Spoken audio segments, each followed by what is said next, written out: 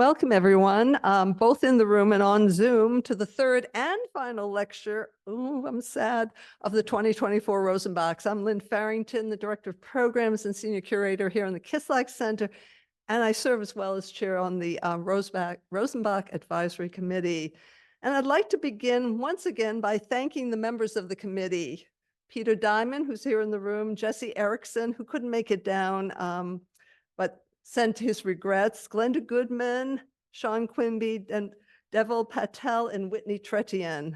And I thank them all for giving their time to help us bring wonderful speakers like Elizabeth McHenry to Penn to share their expertise.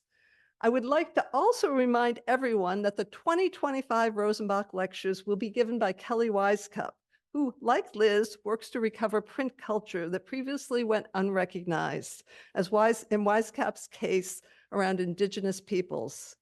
Her most recent work, Assembled for Use, Indigenous Compilation in the Archives of Early Native American Literatures, was published by Yale in 2021, and it locates Native American literature in non-narrative texts like lists, albums, recipes, and scrapbooks. So it should be a fascinating series. And I must say, it's been an honor and a delight to have Elizabeth McHenry here with us this week. Her first two lectures were extremely generative, raising more questions than answers. And yesterday's seminar, had us sharing fascinating materials collected by Liz and by the Kislak Center, thinking along with her about what we do and don't know and want to dig to discover more. It is my pleasure to introduce tonight's introducer, Margo Crawford, the Edmund J. and Louise W. Kahn Professor for Faculty Excellence. I love that. I love that title. And the chair of the Department of English. Margo has a long history of engaging with Black literature and its relationship to Black life throughout the 20th and 21st into the 21st century. Her 1908 book, Dilution Anxiety in the Black Phallus, explores novels that call for an end to branding light-skinned Blackness as a type of castration. I think that's just such an interesting book. And it got me thinking about being at the PMA for their exhibition recently on Korea and seeing this wonderful book, work by Byron Kim called Synodoc from 1991 to the present. And it consists of all these small panels, each representing the tone of skin of an individual. And it's this amazing, amazing work. It just blew me away when I saw it. And I can't stop thinking about it because it ties in beautifully with the kind of work that you've been doing. Also, her 2017 work, Black Post-Blackness, the Black Arts Movement and 21st Century Aesthetics. I love that. Connecting the second wave of the Black Arts Movement in the 1970s to that of early 21st century aesthetics. And what is African American literature? I love that question. Published in 2021 as a Riley Blackwell Manifesto. I love the idea of a manifesto. I thought that was really, goes beyond equating African-American literature with authors who identify as Black to arguing for its effective atmosphere, its moodscape, as being a distinguishing feature. Her work also reaches beyond what's distinctly African-American to consider global Black consciousness, and she coordinated an international conference on this topic, which took place in Dakar, Senegal in 2014. That was pretty amazing. It must have been an amazing experience bringing everybody together. Finally, I would like to thank Margo personally for her ongoing support of the work we do up here in the Kislak Center and invite her to the podium and to introduce our 2024 Rosenbach Fellow, Elizabeth McHenry.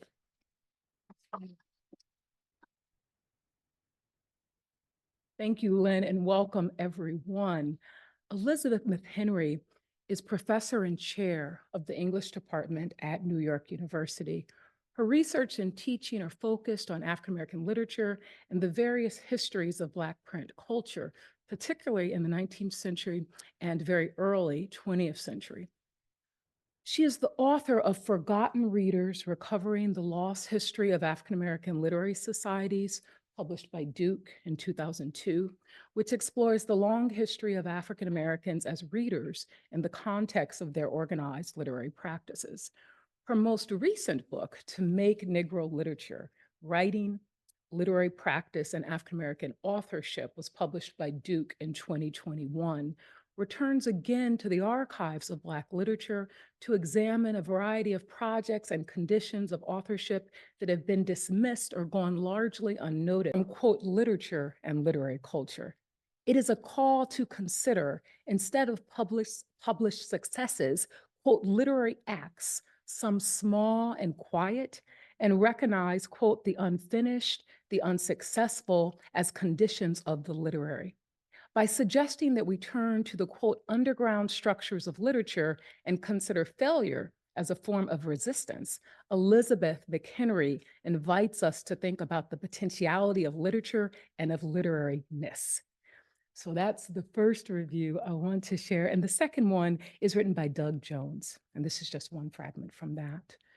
Indeed, the timely analytical and methodological interventions into Make Negro literature emerge from McHenry homing in on failed, unrefined, and workaday Black texts.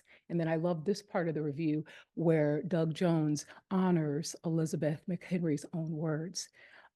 Doug Jones writes, they, quote, insist we move away from acknowledging only most obvious and public forms and sites of literary accomplishment and pushes us to think more carefully of literary acts, not only those that were successful in the conventional sense, but also those that failed or were partially achieved.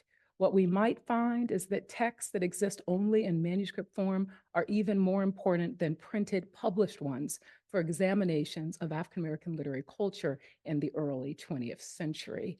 I think these reviews, these fragments offer just a glimpse of McHenry's brilliance. Join me in welcoming Elizabeth McHenry.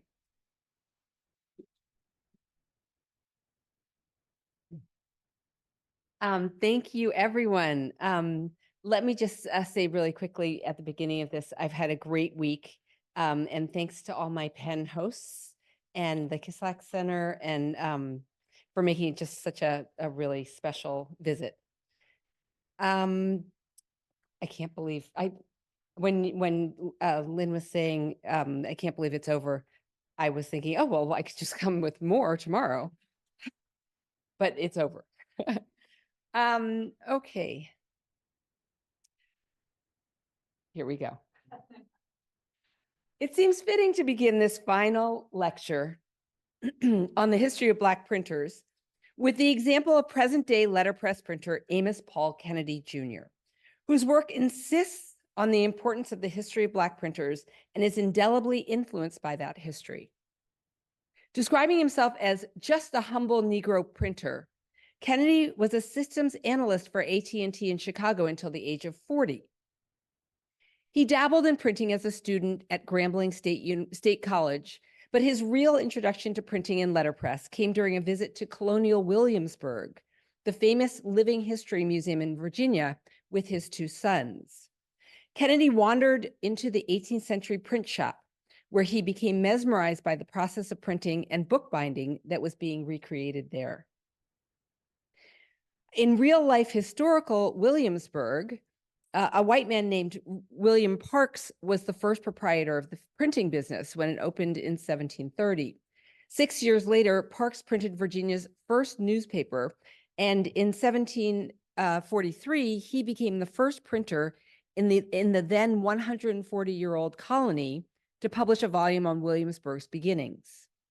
But when Kennedy visited with his sons, the historical actor at the helm of the printing office was a Black man like himself. Kennedy was captivated by everything, from the printer's tools and the vintage press to the process of printing and the final finished product. He left Williamsburg so fascinated with letterpress printing that he almost immediately enrolled in a class on printing taught through a community-based letterpress shop. Even before learning how to print, he stumbled upon an old printing press that was being given away for the cost of moving it.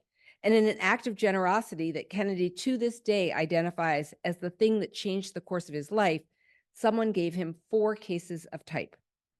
With this modest equipment, he set up in the basement of his house what he describes as a full-blown printer's shop, where he could practice all that he was learning in class. 1 year later, he enrolled in the University of Wisconsin-Madison's program in graphic design, where he studied fine printing and book arts. Kennedy describes Kennedy describes the turn early in his second career from making artist books to printing posters as purely practical. The only thing that takes longer than building books is the actual selling of the entire edition, he tells his students. You can starve between the conception of the book and the actual selling of it.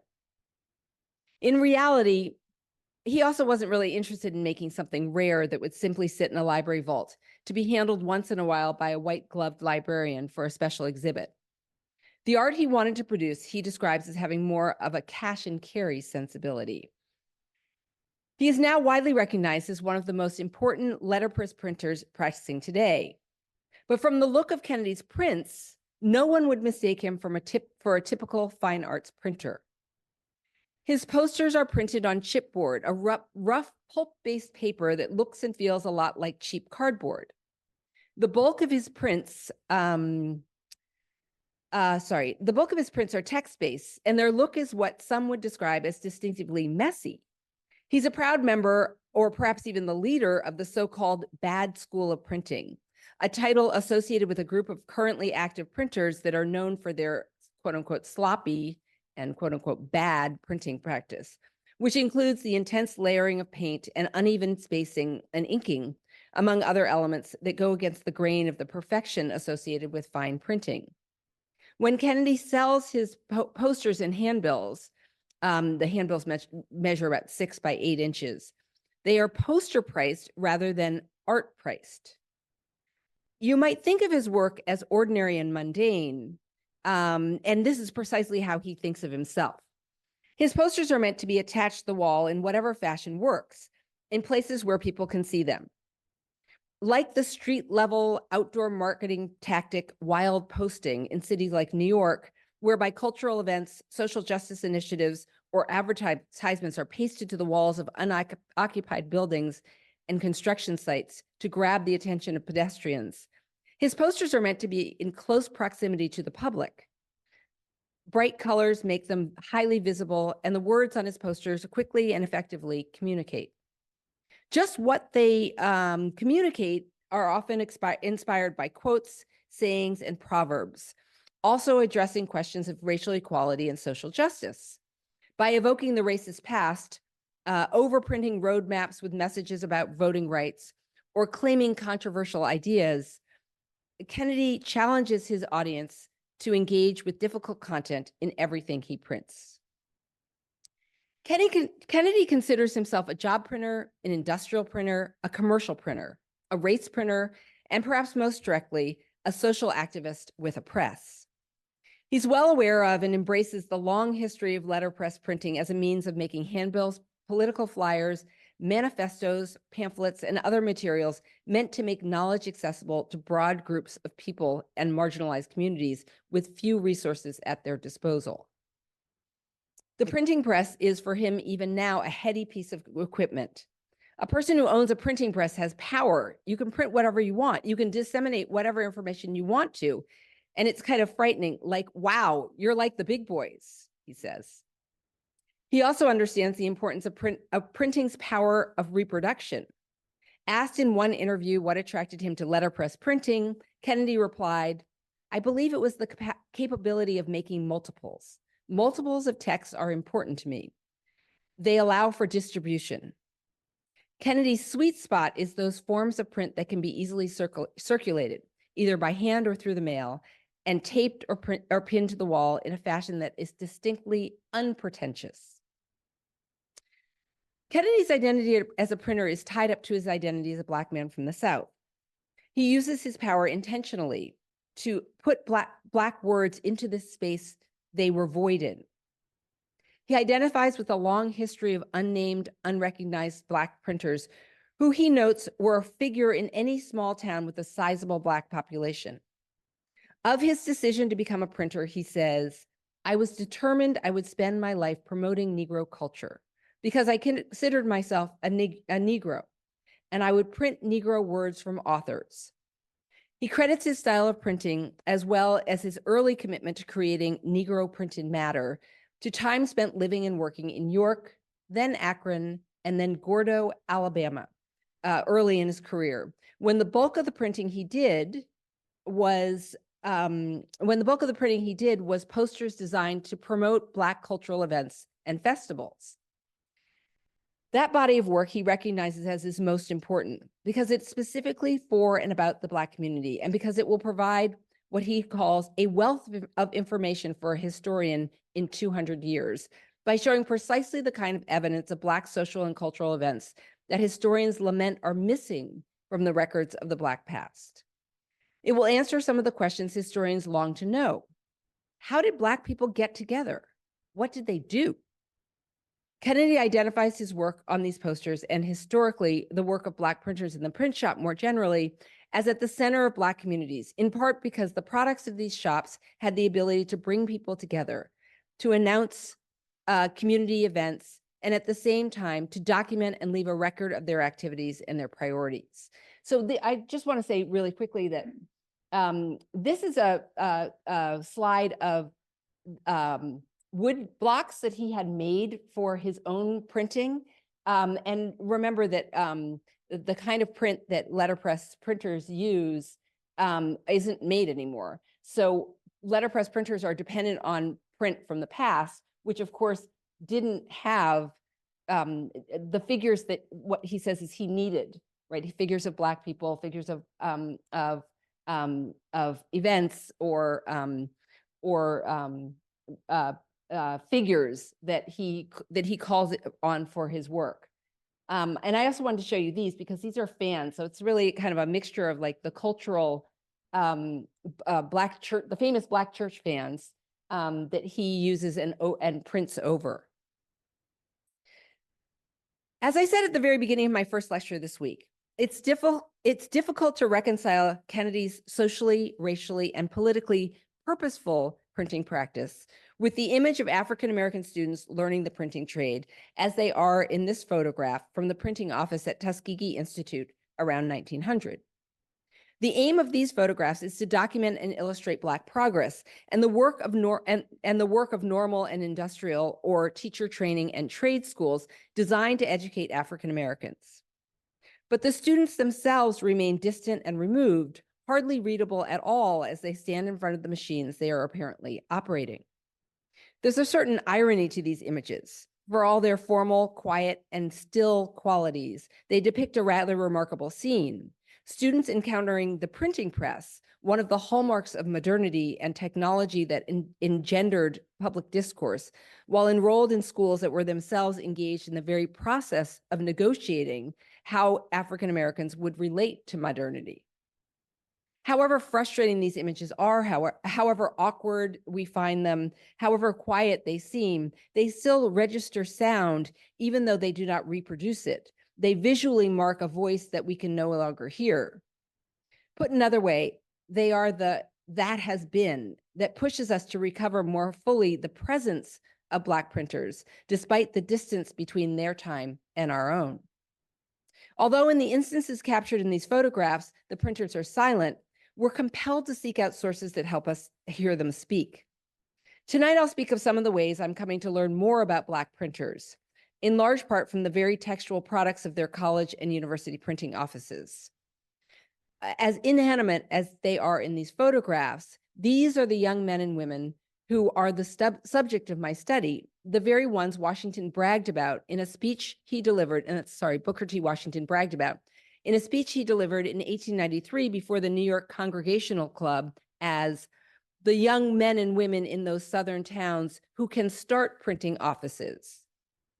They would, in Amos Kennedy's words, put Black words in this space they were void in. Historically, Black colleges and universities are public and private institutions established in the United States before the 1864 Civil Rights Act, before the 1964 Civil Rights Act, to educate Black Americans. The great majority of HBCUs began between 1865 and 1900, with the greatest number beginning in 1867, just 2 years after the Emancipation Proclamation. About 89% of all HBCUs are located in the South, where after the Civil War, the educational needs of Black Americans were the greatest. From their inception, they were subject to diverse classifications, and that continues to be true. They are public and private, denominational, land grant, single gender serving, research-based, and small and large, with enrollment numbers that have ranged from less than 300 to over 11,000 students.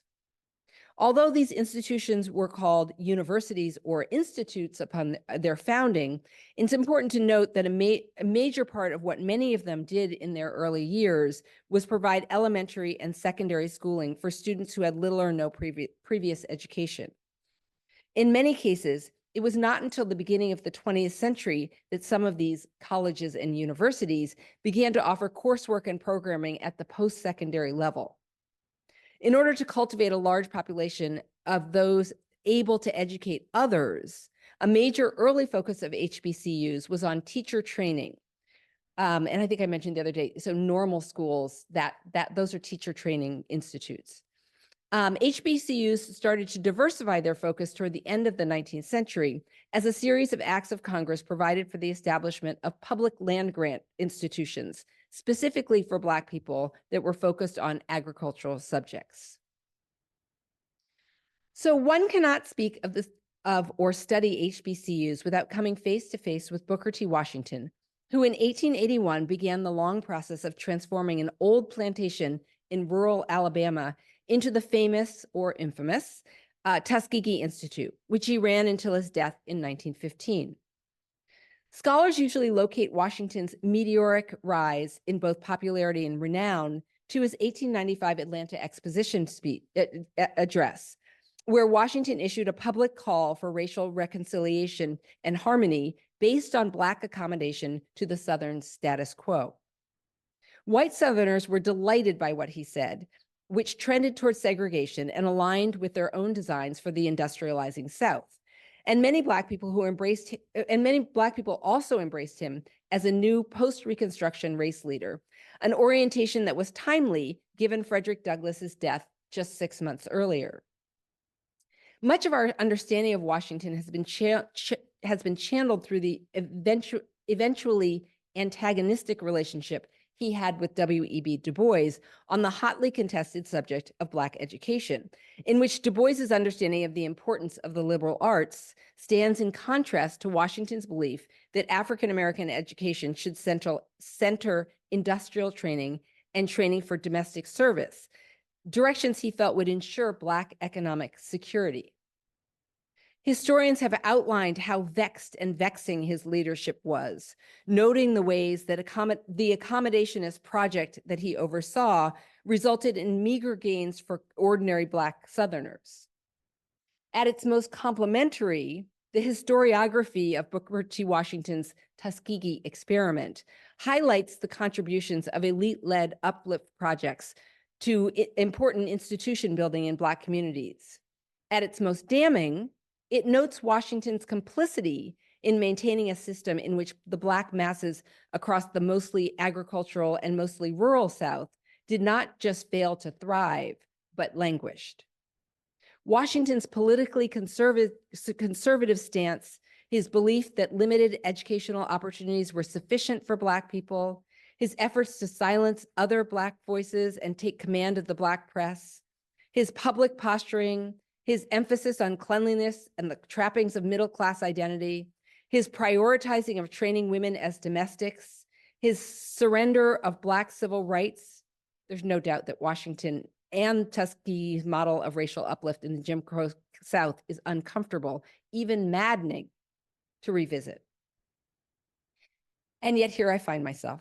At my critical turn to Tuskegee Institute, in part an effort to reorient my own perspective on Black print culture, first to the US Black South, and then to its rural geographies. Jarvis McInnes has urged us to attend to Tuskegee's limits and its possibilities, and I'm curious about what we might find if we were to center Tuskegee's printing programs and eventually its textual output to examine the forms of print produced at and distributed from Tuskegee's printing presses. In the printing programs of Tuskegee and other HBCUs lies an alternative cultural and intellectual genealogy of Black print, one that necessarily foregrounds historically Black colleges and universities and requires us to immerse ourselves in their archives and the world of print they created. This is a big project, and tonight I'll only be able to speak to a small part of it, a part that might be considered a sort of prequel to what's to come. What I want to make visible here is a set of HBCU printing programs as they developed in the South, to reflect on their formation and on the kinds of printing they did, and to think forward about how we might learn from the print media that emerged from the Southern historically Black institutions. There are two good reasons that Tuskegee sits at the very center of my telling of the story of HBCUs and their printing programs. For those of you who heard my lecture on Tuesday, the first is obvious. I've worked my way into this site because it was the destination of the broadside version of W.E.B. Du Bois's Credo, the prose poem he had printed on a single sheet at the request of Tuskegee librarian Adela Hunt Logan. I haven't been able to locate Credo, but I've asked an alternative question of this print landscape. What other objects and forms of print were distributed to Macon County's rural Black population, as I believe Credo was? Following other printed texts that were produced in the Tuskegee printing office and then circulated to those who lived in the communities that surrounded the school offers another way to think about the print that was available to Black people in rural, agricultural Alabama at the beginning of the 20th century. Outreach to those who lived on former plantations in the rural Black communities of Macon County was a part of the school's original mission and a substantial part of its work long before the formalization of the Extension Department in 1906.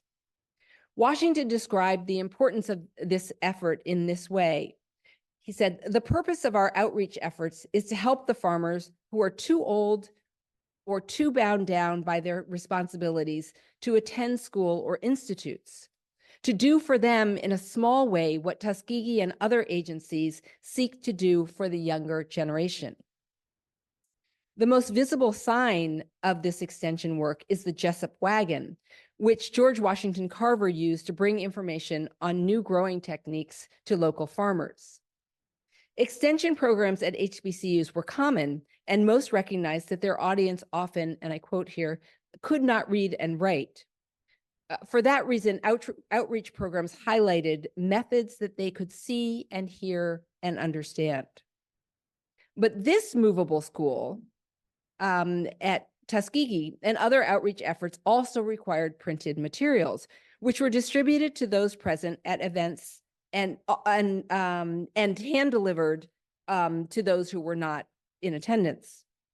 The print produced for this purpose was designed to help colored farmers and their wives, and I quote, "consult about the methods and means of securing homes, of freeing themselves from debt, of encouraging intelligent production, of paying their taxes, of cultivating habits of thrift, honesty, and virtue, of building schoolhouses and securing education and high Christian character."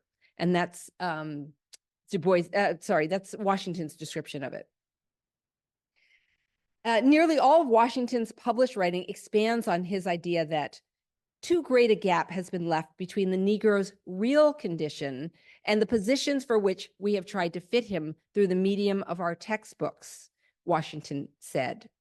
He criticized those books in arithmetic, printed in Boston or Chicago or somewhere up there, fixating on the distance between printing, reading, and writing done somewhere up there in the alien urban setting of the North, and the specific application of these activities to rural Alabama and to those engaged in local agriculture.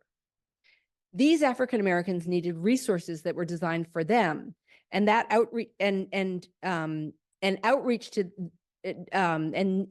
them in ways that fell outside of traditional school settings. The printing office gave Tuskegee the ability to create these texts and print them in forms that could be easily distributed and readily used. This 1904 leaflet, designed Teacher Leaflet number 2, entitled Nature Study in Children's Gardens, was meant to help teachers to stimulate thought, investigation, and encourage originality. Other leaflets were designated farmers' leaflets and were meant to go directly to adults whose livelihood depended on agricultural success. Each leaflet produced was intended, to use Margaret Washington's words, to embody the lessons of Tuskegee. They were without cost and most publicized this fact. Like this is just the inside of the same leaflet. We will send leaflets free to those who ask for them, it reads. The popularity of these leaflets is hard to determine, but we do know something about their print run. 1,500 copies of Nature Study in Children's Gardens were printed in 1904. In 1910, this leaflet was revised and printed a second time because the 1,500 copies of this leaflet, which were published in 1904, have been exhausted without satisfying the increasing demand. The second reason to center Tuskegee is more complicated. The records of HBCU printing programs are often contradictory and difficult to read, themselves a record of the complexity of the project of Negro education in the aftermath of slavery and the many ways it was structured. Given the complexity of Washington's vision and its execution at Tuskegee, the records of that school are particularly dense. In this, they draw attention to the difficulty of deciphering what it meant to be a student of printing and what the distinction was between learning to print as a student and performing the work of the printing office as a worker. All students at Tuskegee had work assignments alongside their educational classes, with some students beginning in the night school so they could work all day. So to what extent was the printing office a site of education, or was it more accurately described as a place of employment? I've argued elsewhere that print played an outsized role in Booker T. Washington's understanding and projection of Black leadership, and developing a printing office was one of his top priorities in the years following the school's founding in 1881. It wasn't until 1883, however, that a gift from the Slater Fund allowed for the development of a real industrial department, which included a printing office in which what was described as a small press was working with what they called manpower, as opposed to steam or some other form of power. In 1884, Washington appealed to his mentor, Samuel Chapman Armstrong, for assistance in procuring equipment to upgrade the printing office to accommodate more ambitious printing projects. I write to know if it's possible for you to do anything that will help us toward getting a good, strong printing press, his letter begins. The one we have is only fit for small job work. We want to begin publishing a small paper. He explained his rationale for developing the capacity for larger printing jobs.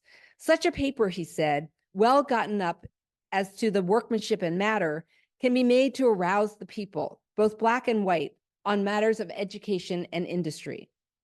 There is no such paper in the state, he said. The people must be waked up. Through the paper, our friends in the North would be constantly informed of what we are doing. Some sources suggest that instruction in printing was offered for the first time in the 1885 to 1886 academic year, but it was around the same time that John Washington, Booker T. Washington's brother, commented that the printing office at Tuskegee was so small that when he went into it, he had to back out because the clear space in the shop was too small to turn around. From this comment, we can be almost certain that whatever printing program Tuskegee had at this time could not have served very many students. Nevertheless, by this time, Tuskegee seemed to be making significant advances in its printing office and was experimenting with various kinds of printing. In 1886, Washington proudly showed off samples of the printer's work to his former Hampton teacher and chief advisor in matters related to accounting, James Fowle Baldwin Marshall, sending him, and I quote, one of our reports and boasting that it is our own printing. To show off the office's capabilities more fully, he promised to send a book containing specimens of printing. Ambitions for the printing office clearly expanded alongside its success. There is no bookbindery in Tuskegee, and we may be able to, in the future, make this a paying industry, he wrote to Marshall. By 1888, Tuskegee had what was described as a large apartment devoted to a printing office, where job work included setting up circulars and billheads. It was around this time that Washington began to regularly include information about the printing office in the addresses he would give seeking funding for Tuskegee's work. Our institution owns a better printing press for doing job work than that owned by the white printing offices, he boasted in a speech to the Boston Unitarian Club. When the whites want a first-class job of printing done, the difference in the color of our skin does not prevent their sending it to our office. For Washington, this was clearly an important bar for gauging the printing office's success. In private, he ambitiously continued to seek new presses that would enable Tuskegee students to print on ever more modern equipment, and the Institute to issue literature that represented its work in more in different ways. I find we can get a good Campbell cylinder press for $600 with 18 months to pay for it, he wrote to the school treasurer, Warren Logan, husband of Adela Hunt Logan, just a few months after his Boston address. This sort of constant movement towards equipment with increased capacity ensured the commercial success of the office. By 1893, Washington described the office's trajectory in this way. We started our printing office and the whites came to us with job printing. Our office does the job printing for the entire section, black and white. And for a while, it was one of the county's Democratic papers was printed in our office by our students. In our own day, the conundrum of when students are just students and when they are student workers is alive and well in the university setting. And perhaps it isn't essential to unpack what Washington meant when he said that this paper was printed in the office by our students. Were they students of printing or were they student workers? What might the difference have been in the turn of the century Tuskegee setting between the two?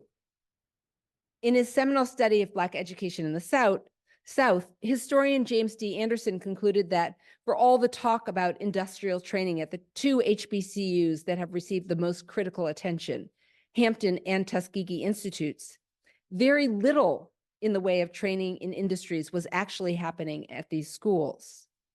He reminds us that they were normal schools, meaning that their primary purpose was to train teachers who would then populate a network of smaller local schools where the work of educating the race would take place. Anderson argues that there was little emphasis on trade, technical, or commercial training at Hampton, and even less at Tuskegee, despite the historical record's emphasis on these institutions as vocational schools. In 1903, Daniel C. Smith, Tuskegee's auditor, made a study of the school's industrial training program that reinforces this perspective. Smith determined that of the 1,500 students enrolled, there were only approximately a dozen students in the school capable of doing a fair job as joiners. There were only 15 boys, he said, who could lay brick. Meanwhile, Smith continued, the number of students who are doing unskilled drudgery work is increasing, and the number who receive no training through the use of tools is getting to be very large. Given Washington's central role in the founding of the National Negro Business League in 1900, which was based on his belief that the best solutions to the problem of racial discrimination was economic development and that African-American entrepreneurship was vital, it's also surprising to learn that neither commercial nor business subjects were included in Tuskegee's curriculum.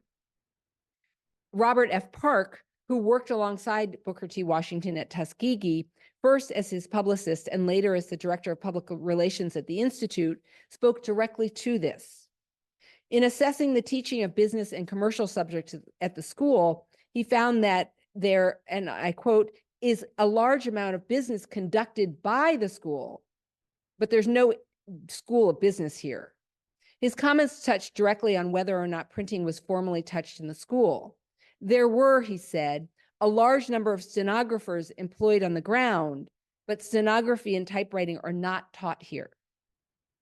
3 papers and a number of pamphlets were published at Tuskegee, he observed, but printing was not taught. There was not even a course in bookkeeping.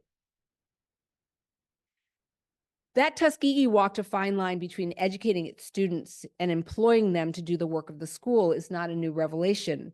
And the binary inherent in pursuing the distinction between education and employment may cloud our ability to see the way that the Tuskegee printing office operated as both a place of instruction and a place of employment.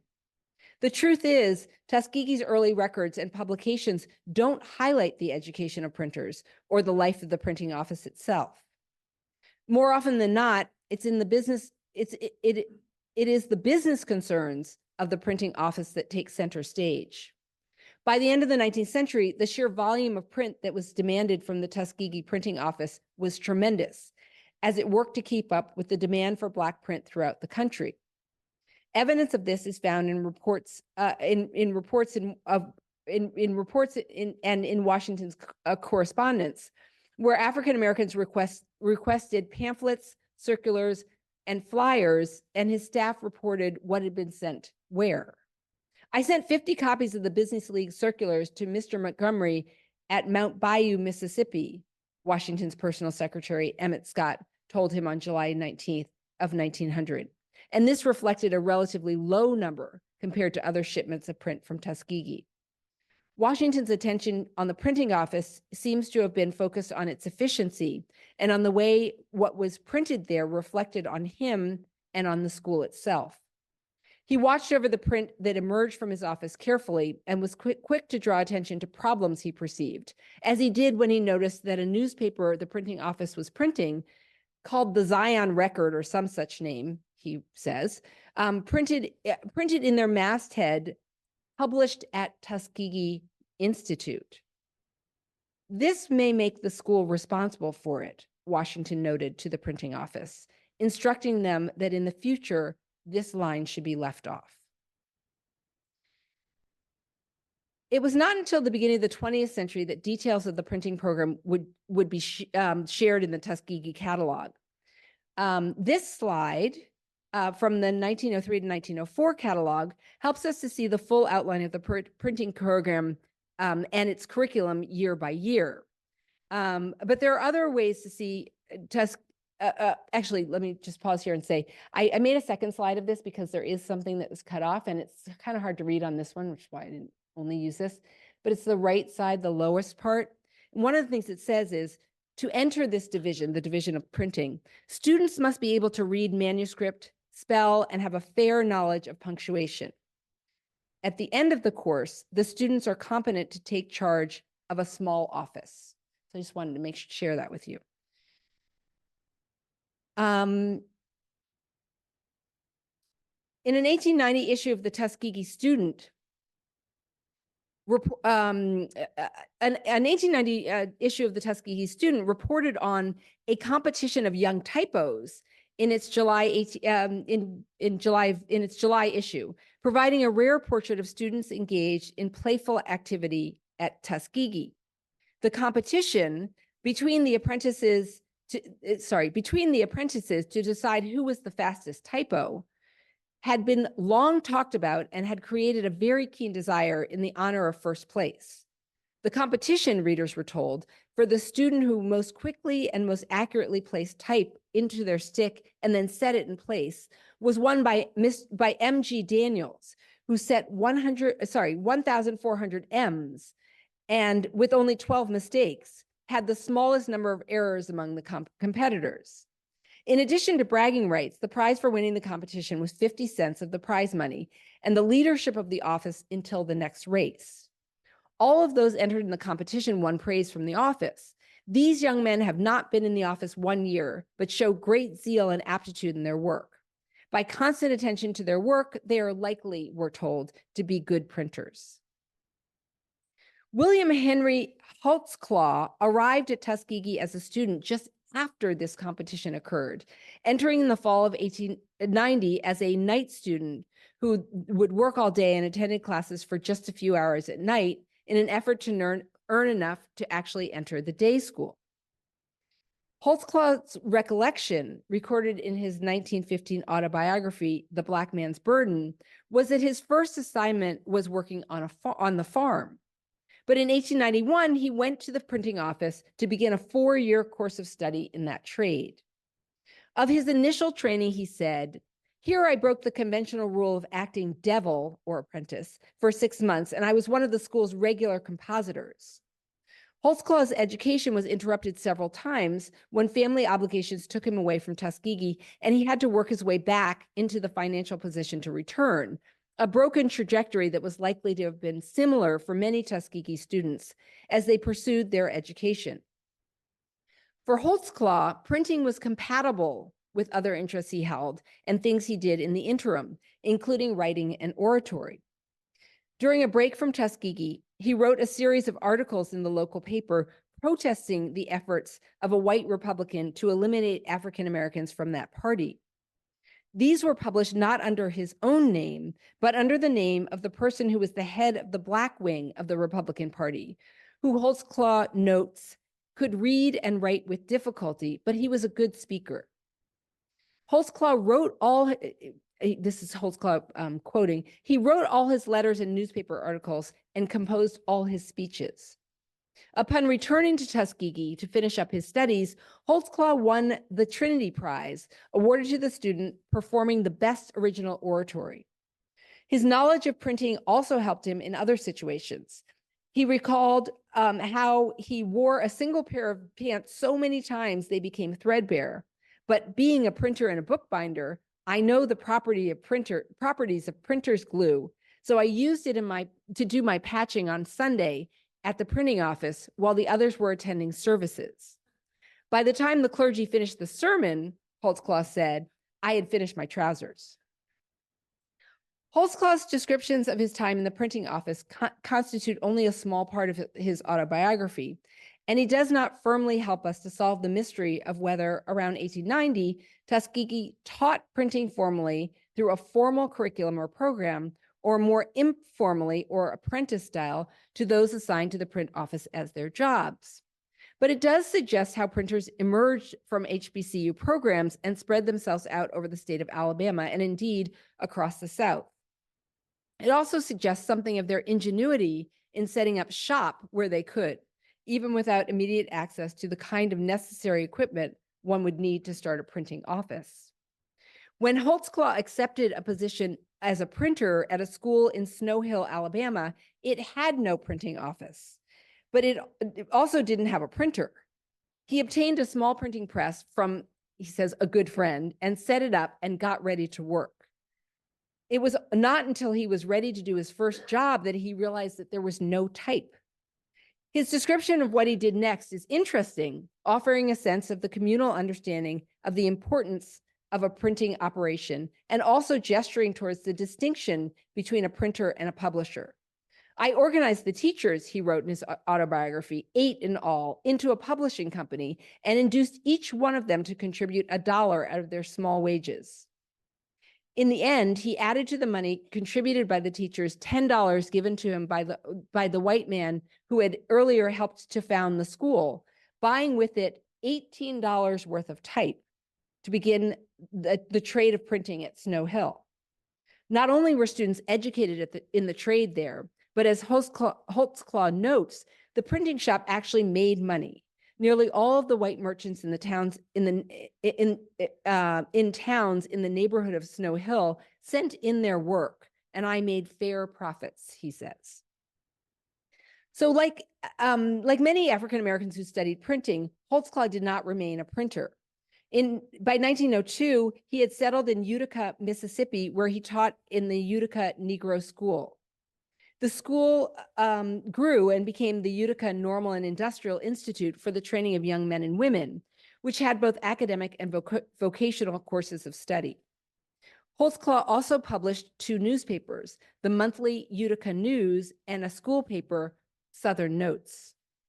Dr. Allen N. Harris, who went to Tuskegee and remained for 4 years learning the printer's trade, has a slightly different story. Well, actually a pretty different story. After graduating, he taught printing for 4 years in the state normal school for Negroes in Montgomery, Alabama. But then he went on to become a physician and a surgeon, attending McHenry Medical College, another historically Black college. It's interesting to note that the practical ways that Booker T. Washington spoke of the printing office stand in stark contrast to the way the promise of the printing department was celebrated at other HBCUs, where the developments in printing were highlighted in university and student publications. Students in Spelman Seminary's printing program put out the first issue of the Spelman Messenger in 1885, and that publication reported on the printing program and the school's printers regularly. According to the 6th annual Spelman catalog, which offered information on the school for the 1886 to 1887 academic year, 15 students were studying printing, divided into 2 classes, depending on whether they were in their first or second year in the program. Instruction was limited to composition. Together, the printing students produced the Spelman Messenger, which was an 8-page monthly newspaper, as well as the catalogs, cards, labels, and programs for the school. By 1889, the printing program at Spelman was noticeably growing. And this is from the Messenger. More pupils take up printing than ever before, the Messenger noted. 2 reasons for this were cited. The first was that former pupils have found good positions in offices upon leaving here. The second was equally relevant. Others, and that's other students, others have discovered that this training offered in printing offices proved very helpful when passing their examinations. In 1890, 49 women were registered in the printing department. In the graduation exercises of June 1892, 15 students received certificates in printing, a number that inspired the journalist William Jefferson White, who had been given the honor of presenting certificates to the finishing printing students, to note the way that times had changed since he was a boy. Then the colored man could not be a printer. He must not learn to read. Now, he noted, the girls are stealing the profession from the men. What's clear from the Spelman Messenger, and this issue in particular is all about printing, is that Spelman girls were not only learning skills of the printing trade, but also engaged in the study of print and printing. The printing of early Bibles, the history of methods of block books, punctuation and its uses, printing terms, proofs and proofreading, and the impact of print. All of these were the subject of articles, essays, or poetry written by students whose multifaceted engagement with print and printing suggests an educational program that was far richer than what early students of printing at Tuskegee received. It's easy to see how these students came to see print and its uses and to believe their own claim that the swift compositor, the deft workman, the artistic designer, the keen-witted reporter, the clever journalists were all here in embryo, they said, of themselves. The Messenger also relayed news of what students were doing in their printing experience, with their printing experience. It's especially interesting to note the number of students engaged in missionary work in Africa that involved printing. I have charge of the printing office, wrote former student Nina Gordon from the Congo in 1891. Her letters record her work to build up the capacity of the office, as well as the products of the press, including the neat little sheet called Missionary Notes that she started. In 1888, organizers of the printing department at neighboring Atlanta University acknowledged that in organizing the printing department, advantage was taken of the larger experience of Mrs. E.O. Worden of Spelman Seminary, who was the director of printing there. This included what they described as frequent visits to what was the pleasant and well-equipped printing office in which she presides, and many things were learned of great advantage to the management of our own department. This comment was included in the December 1888 issue of the Atlanta Bulletin, the 5th ever issue of that paper, but the first of its issues, as what its editors insisted would from then on be a monthly publication schedule, precisely because of the new printing office and program.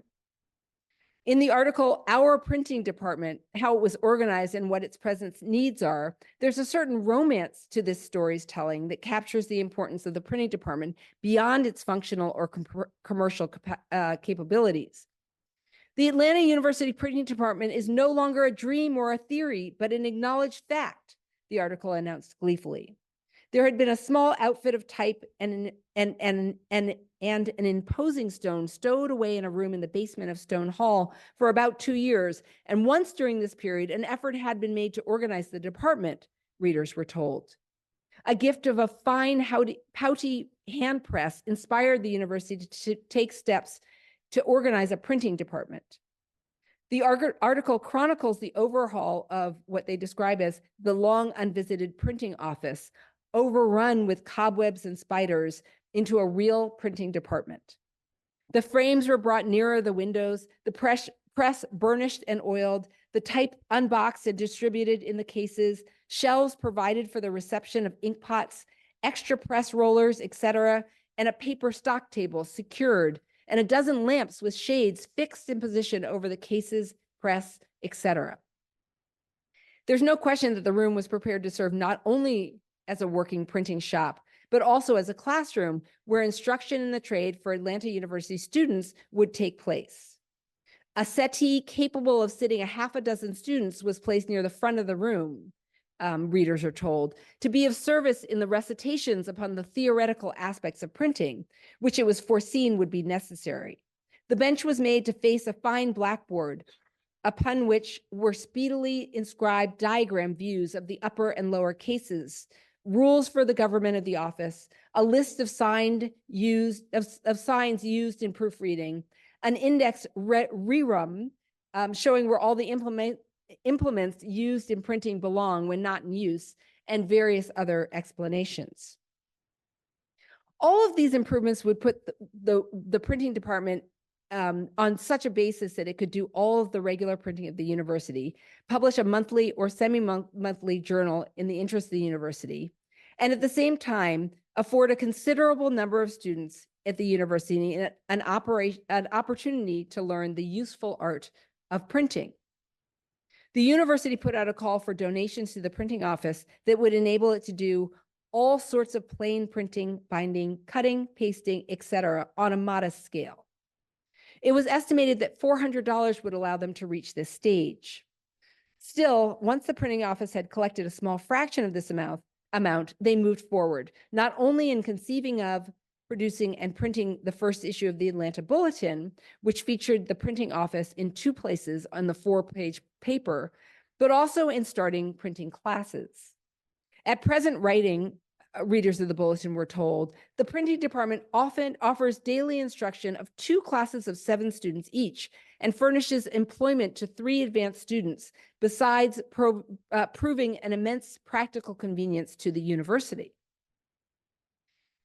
In order to enlarge this operation, the Bulletin called upon its readers to donate money or gifts of secondhand printing materials, both of which were described as very welcome.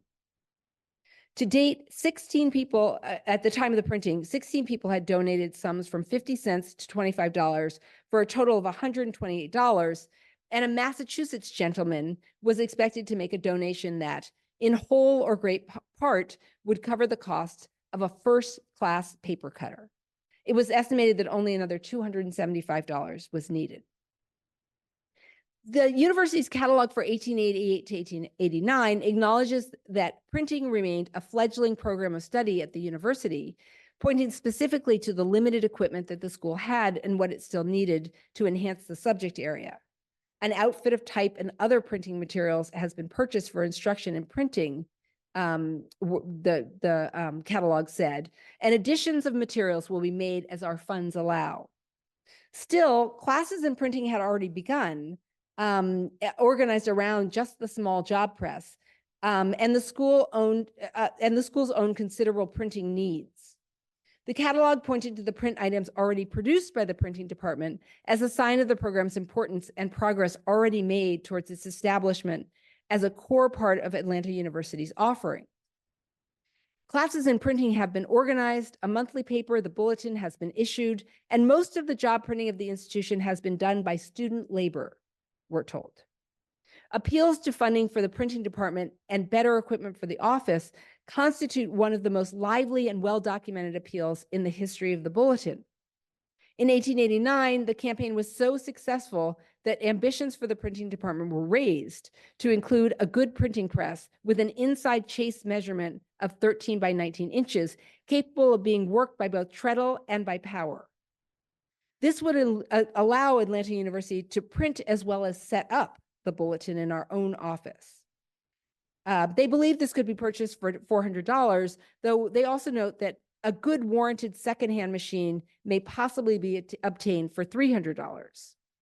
As the university pushed to establish an endowment, printing was specifically listed as one of the most important areas in which training was needed.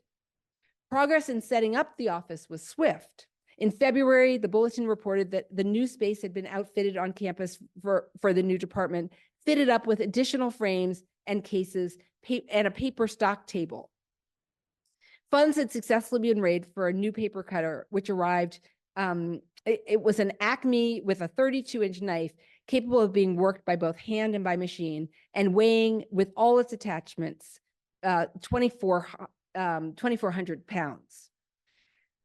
So let me begin to wrap up this lecture with some final thoughts that might begin to answer some of your questions about the trajectory of my work and the history of Black printers and Black print.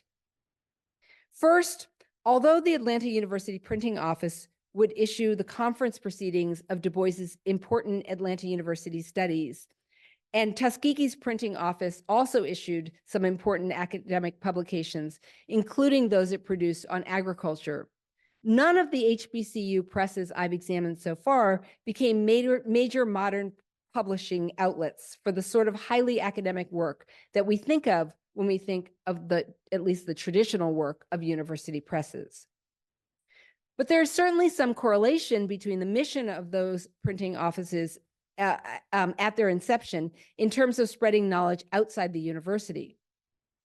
In 1969, at the height of the Black arts movement, and in the midst of what Autumn Womack calls the reprint revolution, the Negro University Press was formed as a publishing house designed to serve as a collective university press for the historically Black colleges and universities by publishing what they called original books written by scholars and specialists affiliated with the more than 100 colleges and universities that are predominantly Negro in enrollment.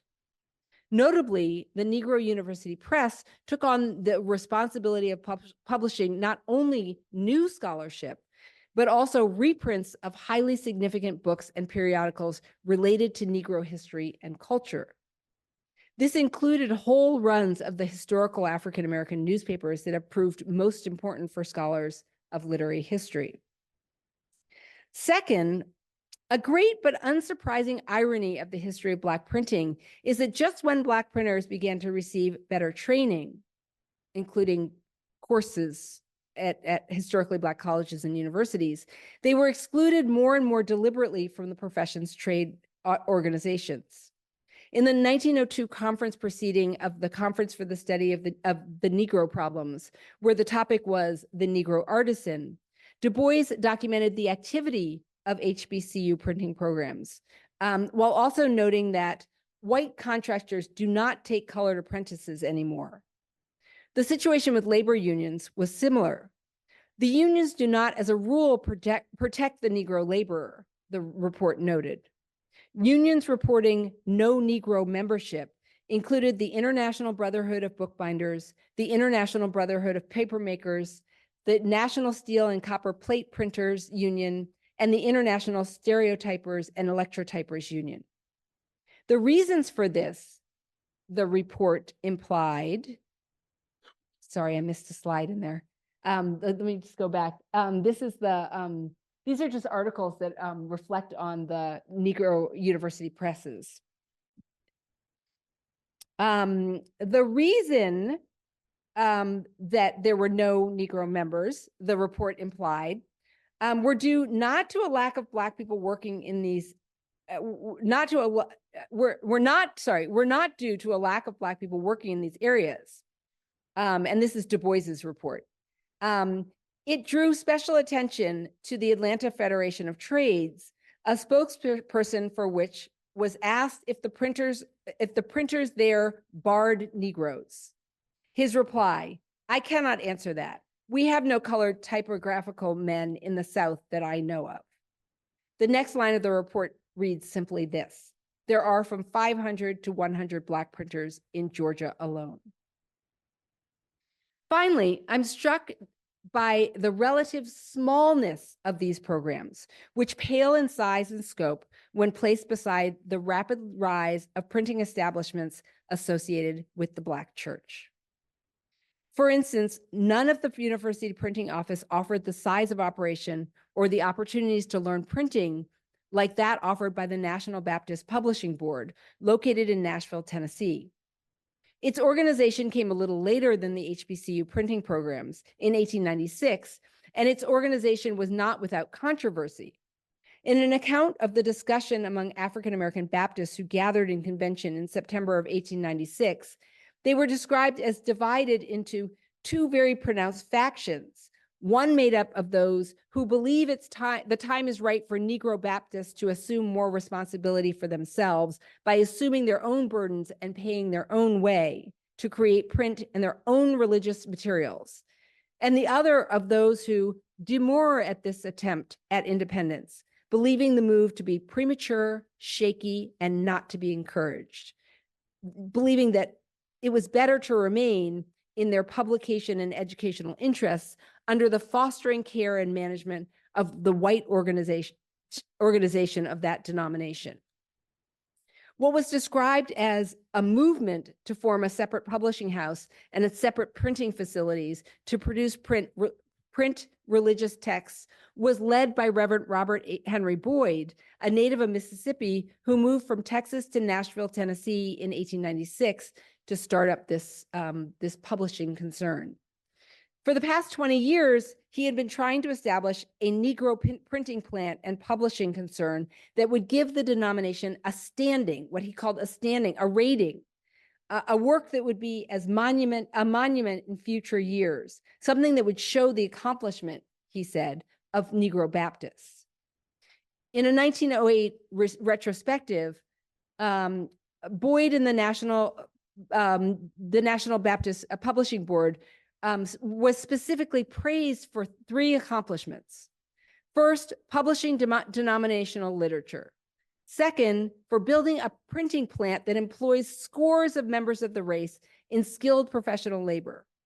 And third, he was praised for bringing about the complete establishment of printing, bookbinding, proofreading, imposing, press work, stereotyping, etc., that would give the Negro youth who wanted to pursue such a course an opportunity to get thorough training, as well as to bring about such an establishment in the denomination whereby pure and orthodox doctrine might be put up and sent out to the thousands of Sunday schools in the Baptist denomination. Additionally, by 1908, the publishing board also employed writers.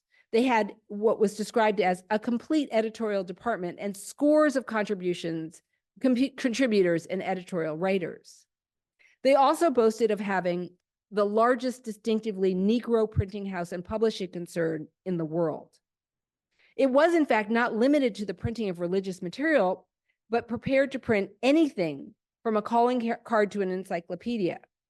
They print thousands of volumes of books annually, as one advertisement read, including songbooks under the direction of a distinct music department.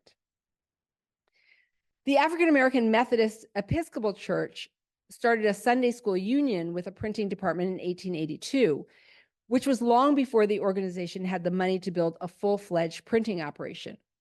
The initiative was led by Dr. Henry S. Smith, who recognized that the AME Church needed appropriate literature for youth, as well as an office that supported the training of teachers. Over the next decade, he slowly built up its printing capacity. By 1888, he purchased what was described as a beautiful 4-story stone front house in the public square of Nashville, Tennessee, to be the Sunday School Union building, and printing there began in 1889. It had published its first book in 1890.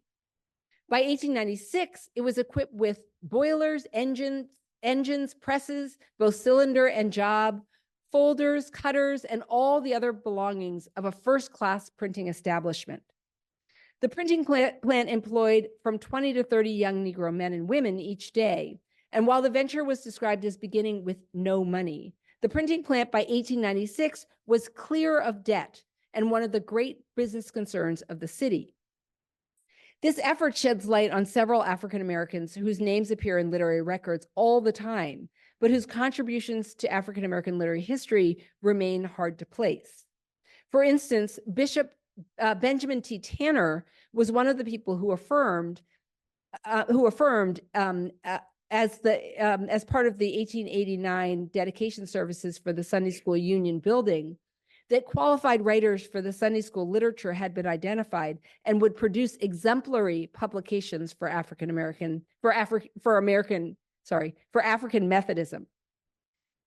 Frederick Douglass did not attend the dedication, but he did send a letter in which he relayed his enthusiasm for the project. The Sunday School Union will, he wrote, no doubt be a luminous point in the moral and intellectual progress of the colored people of the South.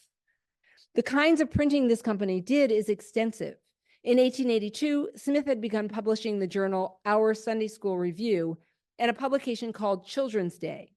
The teachers and scholarly quarterlies and the juvenile and gem lessons papers were added a few years later. In 1882, Children's Day collection amounted to $787. But by 1887, these amounted to over $4,300 annually. In 1886, the Sunday School Union did business in excess of $8,000. As Eric Gardner has noted, beyond the publication of Sunday school literature, Smith printed books of general denominational interest. This included Bishop Daniel Payne's A History of the African Methodist Episcopal Church and a pamphlet that celebrated the dedication services at the publishing house of the AME Sunday School Union itself, both printed in 1894. So these full-fledged printing operations and publishing houses helped to make Nashville the second city in importance in the United States as a publishing center. And they bring me full circle back to the state of Tennessee where I started. These Black printers must be part of any history of Black print because they are the ones that put Black print on the map, as it were, distributing it widely as churches, schools, and colleges across the South turned to them to provide material for use by Black readers and those who aspired to the associations Black print promised. If Black study depends on a repository, these texts, alongside those printed and distributed by HBCUs, help to form that repository, laying the print groundwork for a more literate and literary Black population and for Black social, cultural, religious, and intellectual traditions of the Black South that demand our attention. Thank you.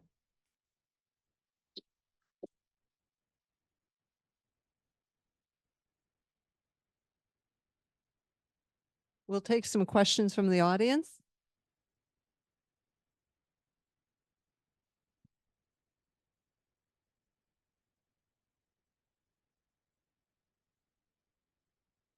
I'll start. That was an amazing series of lectures. Thank you so very, very much.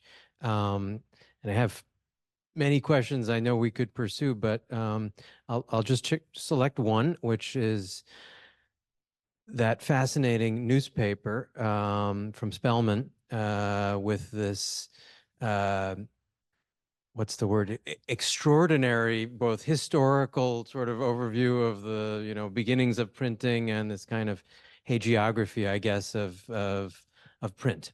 I mean, and I'm curious what else you have to say about that interesting piece. I suppose in a way it's not exceptional in a kind of 19th century frame of celebrating Gutenberg and the spectacular industrial technical progress. And you might see that at other things like a World's Fair exhibit on printing or something, but it also seems, I don't know what else you have to say about that kind of the rhetoric there and how that's part of your story. Thank you. Yeah, so the Spelman printing office in some ways is the most interesting of all the printing offices. And for me, it went a long way to putting into context just the observation that Booker T. Washington just looked differently on the printing program. And so the kinds of reports that we find in something like the Spelman Messenger just don't exist in the same way in Tuskegee's print. And also, without comparing to any other printing program, the Spelman women just embraced not just the culture of printers and the experience of printing, but they also, it seems to me, embrace the idea of study and the idea of the different kinds of ways you could come at the study of print and printing. And so, you know, I agree with you that that's kind of, I mean, in some ways it's the kind of like, it's the kind of writing that you see at the end of the 19th century, coming from middle class or approaching middle class Black women, for whom organized study and study generally is something that they are wholeheartedly embracing in all sorts of different contexts.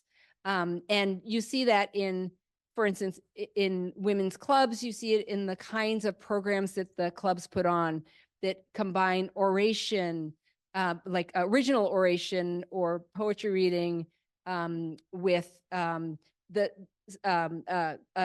essay written on more or less the same theme. So the meetings could be organized around these sort of themes. And this newspaper is, in some ways, that issue is, it's like a meeting where you have all these different authors kind of coming about it. But it is the reflection on the printing that for me is so interesting. And the fact that the paper, almost every issue comes back to a woman who has gone overseas, usually to Africa for missionary service, and the way that printing has been part of that experience. And the way, the kinds, the visitors who come in, give the flowery assessment of how amazing the programs are, but the women themselves are clearly getting more and more embedded in this idea of the fine arts in some ways of paper products. And so one of the things they're making is cards that are each original and different. And so I think that in some ways it's a really unique program. But remember, it's also that we're so used, I mean, I am so used to thinking about Black printers at this time as men. So even the very fact for me that Spelman not only had a printing program, but they had it first, is in some ways really interesting. And just to note the ways that it was even reported on differently, I think is really speaks to like the nature of that program. Yeah. Oh, sorry, I'm not supposed to. Thank you very much. I have a lot of questions, but maybe I'll just start, with a follow-up question to the one that John asked about Spelman. So even though you say that the discussion in the newspaper reflects an interest in the study of printing, each one has a different take on it, so on. During the talk, you said that there was an economic component to the printing program, that they were also raising funds or bringing income into the school in some way. And that ties a little to what was going on at Tuskegee and probably other programs as well. And I would like to hear a little bit more about that. I couldn't see exactly what was on the screen, but you highlighted that the women who learned these skills saw it as a path to missionary work or to paths that were familiar to them or expected. Were there other uses to which these women put these skills? Or did it build businesses? Were there the same kinds of interest in outreach to surrounding community, beyond sort of the networks of clubs and in terms of people participating in similar class networks? That's one question. Yeah, that's a great question. It's funny because a lot of what these printing programs did in their publications was they created this network of alumni, and Spelman and Spelman and Atlanta University, the newspapers are very similar in that motive. And it seems to me that part of what you heard it in the Atlanta University material, part of what they were doing is like chronicling every dollar that came in order to sort of create this atmosphere of giving, that was not only an atmosphere of giving that white people would give to the school, but also that Black people, whether, alumni or not, that they would take an interest in the school. The other thing I'd say is, remember that it is a seminary at this point. So its mission is missionaries, to produce missionaries. And so I think that the kinds of missionary jobs or roles that follow these students are very broad. So some are missionaries in the way we traditionally think of them, and Africa is clearly the largest destination, but not the only destination. But then there are all kinds of missionary type roles that take place. And one thing the newspaper does is it very clearly outlines where its alumni have gone. So you can do a pretty good job of tracing it out. Now, in terms of I haven't yet followed deeply, and we do have the names of all the students. So, but, and some of them, I get down the rabbit hole of Googling who this was and where else can I find them, but I haven't deeply followed these students as they went to other sites of employment. And it's hard for me to know, for instance, were Spelman women in Georgia moving to somewhere like Nashville, Tennessee, where this relatively enormous printing site? The figures for printers in the state, in the city of Atlanta and the state of Georgia are really hard to pin down. Du Bois says there are no Black printers in Atlanta in the Negro Artisan, which is 1902. But I'm like, is that possible? It seems impossible, but and it could be that there's none, of the size or, that he's looking at. So I think there's a lot more to learn. And I think there's also a lot more to come to terms with. And one of the things is that most of the visual representations that we have of printing offices, there are no women in there. Now, remember, printing is like a many-faceted kind of job. So when I say printing, it could, there are many different roles within there. So it could be, that the women are, doing X, and so the pictures are of the men's jobs.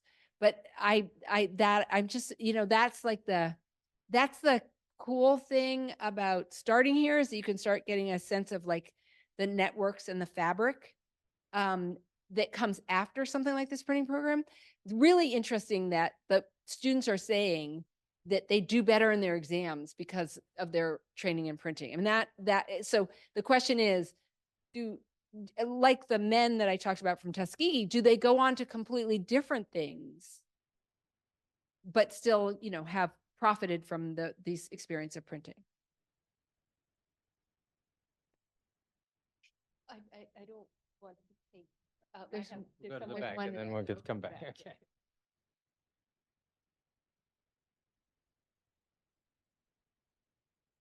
First of all, I want to thank you for making the trek down from New York. It was so short. Yeah, it was a wonderful. It was a great week.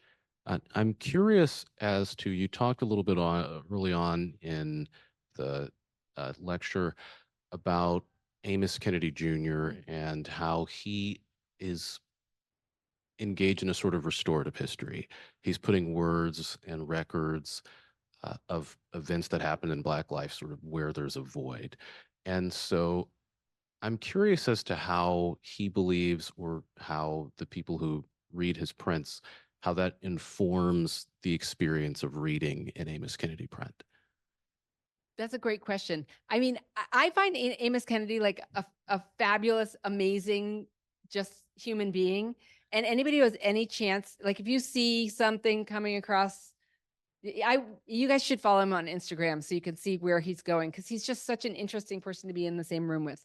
But one thing that I think is really interesting about what he said is that he really imagines his prints as part of everyday life. So his studio is now in Detroit, and the neighborhood around the studio, apparently all the coffee shops and whatever it is, whatever store it is full of his prints. And he brings new ones. And one thing you'll see if you ever are in the same room with him, he hands out prints like they're candy. He's always giving out print material. What I thought was interesting that he said the last time I saw him, which was a few weeks ago in New York, is that that he was at a gallery, which is, of course, the gallery. He said to me earlier, he said he had all these prints to sell, but he doesn't sell them for more than at most $8 or something like that. They are not fine art priced.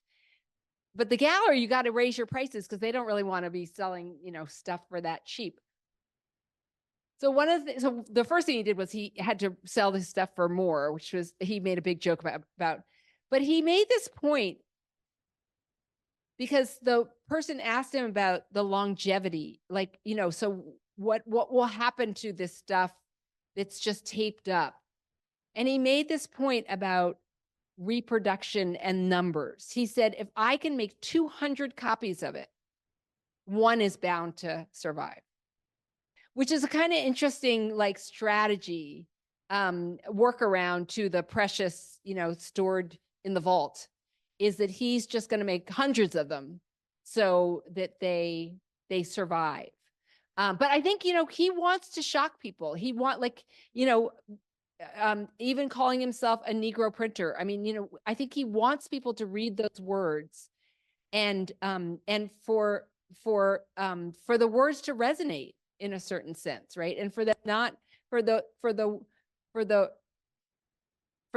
things people said, the circumstances under which people lived, the kinds of documents, the print documents that were important. He wants us to remember those, right? And his work evokes those. And that's the point.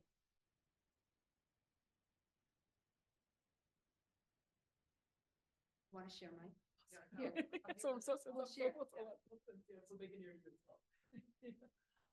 So thank you so much. That was such an amazing lecture. So I was so drawn to the moment when you talk about the 1969 moment, Black Arts Movement, reprint revolution. And so Haki Madhubuti during the Black Arts Movement, and other folks said many similar things, but he says Black nationalism means publishing our own books. And so I was wondering, in terms of the HBCU archives with the 1960s, mid 1960s or even early 1970s, when the Black Arts Movement is at its height. I mean, do you know, I don't know how much you've worked with those archives, how much focus is there, or maybe there isn't focus on this sense that there's a certain complex understanding of this Black nationalism that's tied to Black print. And I was really struck, even in that moment when you reminded us that when we think about, the difference or not a difference between the printing and publishing, right? Because in the Black Arts Movement, definitely what I saw in even when I think about Tulane's archive of Black Arts South, a real way in which people were understanding Black print as Black publishing. and some of those ensemble issues. And so, yeah, I'm just curious, does anything that's on your mind in terms of the Black Arts Movement Archive with HBCU, and in particular, if there is any focus on that sense that somehow, this Black self-determination is tied to our Black printing practices? That's a really good question. I mean, this is your period, not mine. One thing I think that we need to study more, and that I'm struck by just by the little bit I know, is that there's a reason why, and I'm going way back, but I'm coming up. There's a reason why in 1903 and 1904, when I showed you the Tuskegee catalog that had so much more written, there's a reason why there was so much more, and that's because even students in like 1900 and 1901 were like, we're not doing anything. And so what I'm getting at is that there's a history of revolution within all HBCUs, Fisk, Tuskegee, all of them. And it's not just one revolution, it's like the 1903, and then there are a series of revolutions. And I think it'd be really interesting to go and look at and see what kinds of changes came about, even to the way that HBCU archives were valued after like 1968, and the way, and the kinds of print that was both produced, particularly if students are still running at least a newspaper, if students still have some control over the press, is what they're producing even out of line with what we would like expect, or even out of line? Is that one place to make visible the way that in 1968 students rise up? And so I think, I'm answering it by saying this is a great project, not by saying I know what the answer is, but it is a great project. And I think these archives are so rich with documents, and so rich with more information to add nuance to what has been the experience of most Black people in the United States. So it seems like it's time to turn to these documents for all sorts of ways that they add nuance to what we think we know. I think we're getting on to 7:15, but I do want, there are some Q&A, there are questions in the from our Zoom audience, and I just want to quickly go through them. You may not have time to answer everything fully, but Henning McHard said, good evening, and thank you very much for the 3 inspiring evenings. One quick question: how could it happen that when talking about Black printing, the most influential professional printer, Marcus Garvey, has not been featured at all? Is he still that much of a persona non grata in the US? Oh, that's such a good question. That's a great question. I mean, I work mostly in the 19th century. And when I dip my feet in the 20th century, I just haven't gotten to sort of Marcus Garvey. Marcus Garvey, in terms of this project, is working by this time, I mean, from what I know, I think Marcus Garvey is working in New York and in a different context. But I think that raises a really important question about like the Black nationalist press, particularly in its earlier iterations. And what I would say is, we need to go way back and think about the Black nationalist press as it appeared in the 19th century. Even if the definition isn't exactly the same, I mean, there are traditions, radical traditions, that I think we need to do a better job of recognizing. And that will also move us away from, in some instances, the middle class Victorian propriety that we see again and again, but that was not the only thing going on. One other might be quick one. Richard Saunders asked, do any of the National Baptist serials survive in libraries? Do any of the National Baptist serials, like the ones I listed off? Yeah, I need to go further and deeper. I mean, I've done stuff like Googling, but I haven't done stuff like really getting in there. And for those things, again, if you look, it's like so much.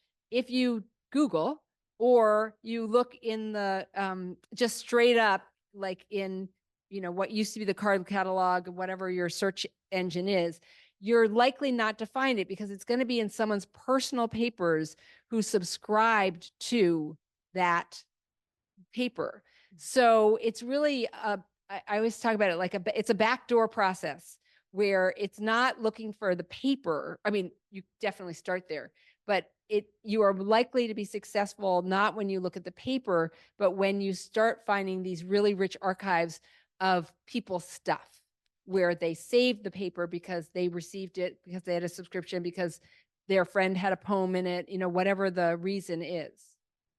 Well, I think it's going on to 7:15, and I think we want to thank you for a wonderful, wonderful presentation, wonderful lectures. It's been so wonderful having you here. And I have some other questions, but I'll share them with you later and you can answer them. Okay? Thanks to everybody here.